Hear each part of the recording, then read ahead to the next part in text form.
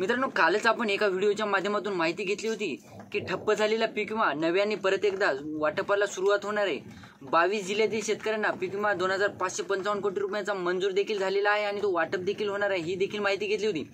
त्यातच मित्रांनो, आपण 2-4 जिल्ह्याची नावं घेतली होती, ज्या अंतर्गत ज्या जिल्ह्यांना आता परत एकदा नव्याने पीक विमा वाटपाला सुरुवात होणार आहे।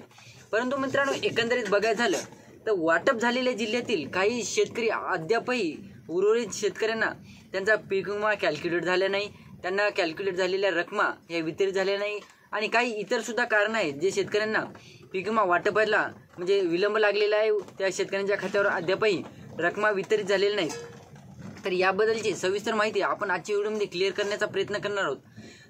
तरी पण आणि इतर जिल्ह्याविषयी सुद्धा जे 14 जिल्हे उर्वरित आहेत त्या जिल्ह्याविषयी सुद्धा आपण आजच्या व्हिडिओमध्ये माहिती घेण्याचा प्रयत्न करणार आहोत। तत्पूर्वी जर चॅनलवर नवीन असाल तर चॅनलला सबस्क्राईब करा आणि जे समोरील बेल आयकॉन बटन आहे ते दाबायला विसरू नका। तर नमस्कार मित्रांनो, मी राज सुरेतर, स्वागत आहे कृषी मॅन यूट्यूब चॅनलमध्ये। मित्रांनो, एकंदरीत बघायचं झालं तर छत्रपती संभाजीनगर, हिंगोली, अमरावती, यवतमाळ, गडचिरोली, वाशिम या जिल्ह्याला आता नव्याने जेव्हा पीक विमा वाटपाला सुरुवात होईल, आपण काल एका व्हिडिओच्या माध्यमातून माहिती घेतली होती की 5 तारखेपासून पीक विमा परत एकदा वाटपाला सुरुवात होईल। त्या अगोदर सुद्धा होऊ शकतं मित्रांनो। कालच्या एका व्हिडिओला नाशिक जिल्ह्यातून एक कमेंट आली होती की बाबा आम्हाला पीक विमा आमच्या खात्यावर पडलेला आहे। त्याच्यात मित्रांनो, मी अगोदर सांगितलं की 5 तारखेला जरी सुरुवात होत असली पीक विमा वाटपाला, त्या अगोदर सुद्धा अचानकपणे पीक विमा काही शेतकऱ्यांच्या खात्यावर, काही जिल्ह्यातील शेतकऱ्यांच्या खात्यावर वितरित होऊ शकतो। तर एकंदरीत बघायचं झालं मित्रांनो, बऱ्याच शेतकऱ्यांच्या कमेंट होत्या की बाबा आमचा पीक विमा कॅल्क्युलेट झालेला दिसत नाही, आमच्या खात्यावर बघायचं झालं तर पीक विम्याच्या रकमा ह्या वितरित झालेल्या नाहीत आणि काही शेतकऱ्यांना आपले व्हिडिओ हे फेक सुद्धा वाटत आहेत। म्हणजे फेक वाटत तर नसतील सुद्धा, परंतु ते मुद्दा म्हणून काही शेतकरी कमेंट करून जात आहेत, इतर शेतकऱ्यांना भटकवण्याचा प्रयत्न करत आहेत।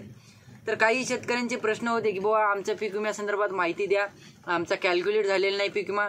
तर जस्ट आपण अधिकाऱ्यांच्या मार्फत माहिती घेतलेली आहे आणि त्या अधिकाऱ्यांचाच आवाज जस्ट तुम्हाला ऐकवण्याचा प्रयत्न करणार आहे, त्यांच्याच आवाजात ऐकू शकता तुम्ही। तर आपला विमा मंजूर आहे, तो आपल्याला कॅल्क्युलेशन मध्ये पडलेला आहे आणि त्याचे कॅल्क्युलेशन जेव्हा पूर्ण होईल ना सर, त्यावेळेस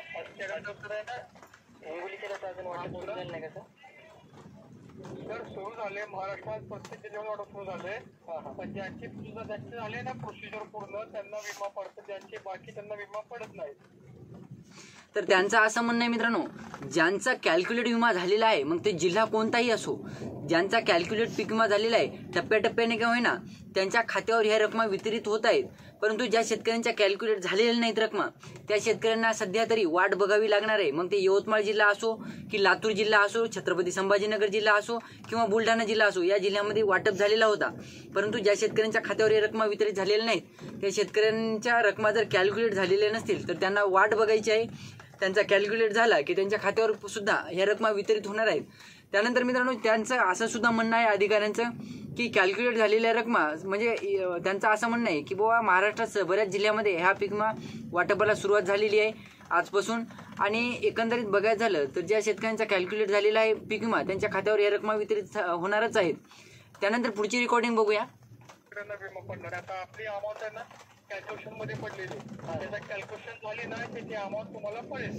तुझं काय करा माहिती का, एकदा पुढच्या तर त्यांचं म्हणणं आहे आता जर तुमच्या रकमा कॅल्क्युलेट झालेल्या दिसत नसतील, बऱ्याच शेतकऱ्यांचा हे प्रॉब्लेम आहे, बऱ्याच जिल्ह्यातील शेतकऱ्यांचा हा प्रॉब्लेम आहे, त्यांच्या रकमा कॅल्क्युलेट झालेल्या दिसत नाहीत। काही शेतकऱ्यांना कॅल्क्युलेशन अवेटेड दाखवत आहे, काही शेतकऱ्यांना म्हणजे वेगवेगळ्या प्रकारचे एल्ड बेस असो, मिड सीझन पीक विमा असो, अशा प्रकारचे जे दाखवत आहे, त्यांच्या कॅल्क्युलेट झालेल्या रकमा सम इन्शुअर्ड दाखवत नसेल तर त्या शेतकऱ्यांचा जेव्हा कॅल्क्युलेट होईल तेव्हा त्यांना वितरित होईल।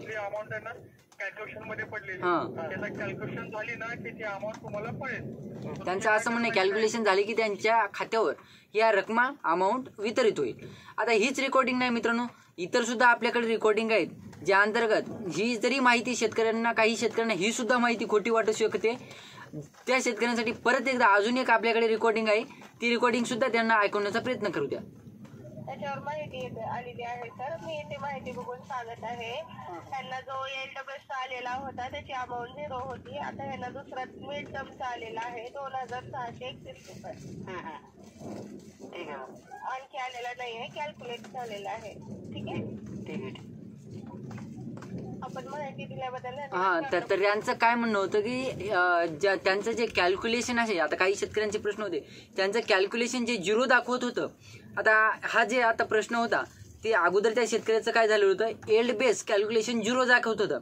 मग नंतर ते काय ट्रान्सफर झालं कुठं, मिड सीझन बेसवर जे पीक विम्याचा जे प्रकार आहे त्याच्यामध्ये ते ट्रान्सफर झालं. आणि ते ट्रान्सफर झाल्यानंतर जे 0 कॅल्क्युलेशन होतं त्याचं जवळपास म्हणजे एल्ड बेसमध्ये गेल्याच्या नंतर त्याची रक्कम थोडीशी वाढलेली असू शकते किंवा कमी झालेली असू शकते. परत एकदा ऐकूया. बघून सांगत आहे, त्यांना जो एलडब्ल्यूएस आलेला होता त्याची अमाऊंट 0 होती. आता ह्यांना दुसरा मिड टर्मचा आलेला आहे मिड टर्म 2631 रुपये. म्हणजे एल्ड बेसचा जर असता पीक विमा मित्रांनो तर त्याची रक्कम वाढवून मिळालेली असती, परंतु हे मिड टर्म मध्ये गेल्यामुळं ती रक्कम आता कमी झालेली आहे. तर अगोदर त्या शेतकऱ्याचं 0च होतं, परंतु ते जर त्याच एल्ड बेसमध्ये राहिलं असतं आणि त्याच्यामध्ये रक्कम वाढली असती तर ती चांगल्या प्रकारची रक्कम वाढून मिळाली असती या शेतकऱ्याला. आणि हे झालं कसं, मिड टर्ममध्ये गेल्याच्या नंतर, मिड सीझन टर्ममध्ये गेल्याच्या नंतर ती रक्कम थोडीशी कमी झालेली आहे. म्हणजे एकंदरीत बघायचं झालं मित्रांनो, सोयाबीन पिकाचा पीक विमा त्या शेतकऱ्याला हेक्टरी बघा 2400 कितीतरी रुपये माहिती आलेला होता, त्याची अमाऊंट 0 होती. आता ह्यांना दुसरा मिड टर्मचा आलेला आहे 2631 रुपये. 2631 रुपये हेक्टरी पीक विमा या शेतकऱ्याला 2631 रुपये मिळू शकतो. म्हणजे एकंदरीत बघायचं झालं मित्रांनो तर या जिल्ह्यातील शेतकऱ्याला सुद्धा यवतमाळ लातूर जिल्ह्यासारखाच पीक विमा मिळण्याचे चान्सेस आहेत. कारण मित्रांनो यवतमाळ लातूर जिल्ह्यामध्ये सुद्धा तूर पिकाला 200-250 रुपये पीक विमा मिळाला. त्यानंतर कापूस पिकाला जवळपास 3000-4000 हेक्टरी मिळाले. सोयाबीन पिकाला 6000, 7000, 8000 या प्रकारची पीक विमा रक्कम मिळाली होती. त्याचप्रमाणे मित्रांनो आता ह्या जे शेतकऱ्याची माहिती घेतलेली आहे आपण, त्या शेतकऱ्याला सुद्धा मिड टर्म सीझनद्वारे जे कॅल्क्युलेशन झालेलं आहे 2631 हेक्टरी एवढी रक्कम कमी मित्रांनो. म्हणजे एकंदरीत हे रिचार्ज पुरते पैसे सुद्धा नाहीत मित्रांनो. 1 वर्षाचं जर रिचार्ज करायला गेलं तर 3000 रुपयाचं रिचार्ज होत आहे मित्रांनो मोबाईलचं. तर या शेतकऱ्याला 2631 रुपये शेतकऱ्याला कॅल्क्युलेट झालेली आहे. आणि एवढी रक्कम, एवढी छोटीशी तुटपुंजी रक्कम त्यांच्या खात्यावर वितरित होणार आहे असं देखील या कंपनीच्या एजंटद्वारे सांगण्यात येत आहे. तर एकंदरीत बघायचं झालं मित्रांनो 22 जिल्ह्यातील शेतकऱ्यांचा प्रश्न वेगळा राहिला मित्रांनो.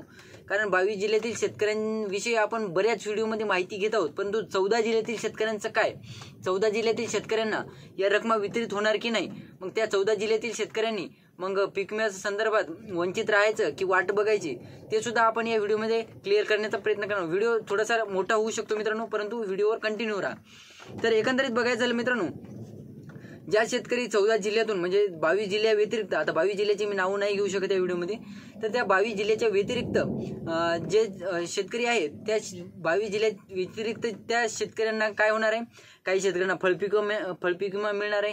काही शेतकऱ्यांना त्यांच्या जे जिल्ह्यानुसार जे पीक घेतलं जातं, कांदा पीक असो किंवा इतर पीक असो, त्यानुसार त्यांना पीक विमा, मका पिकासाठी असो त्यानुसार त्यांना ह्या पीक विम्याच्या रक्कमा वितरित होणार आहे. आपण असं नाही म्हणणार की प्रत्येक जिल्ह्यातील शेतकऱ्यांना कापूस, सोयाबीन आणि तूर पिकाचंच पीक विमा मिळणार आहे, परंतु जिल्हा वाईज मित्रांनो, जिल्हा वाईज महसूल मंडळावाईज शेतकऱ्यांना कापूस असो, सोयाबीन असो, तूर असो किंवा मका पीक असो, कांदा पीक असो, या प्रकारे काही शेतकऱ्यांना फळपीक विमा असो, अशा प्रकारे त्यांच्या जे जिल्ह्यावाईज महसूल मंडळावाईज जे पीक घेतलं जातं त्यानुसार त्या शेतकऱ्यांच्या खात्यावर ह्या रक्कमा वितरित होणार आहे. 14 जिल्ह्याचे नावं आपण पुढल्या व्हिडिओमध्ये कव्हर करणार आहोत. जे 14 जिल्हे उर्वरित आहेत त्या जिल्ह्यांची नावं आपण पुढल्या व्हिडिओमध्ये सविस्तररित्या त्या जिल्ह्याविषयी माहिती घेणार आहोत.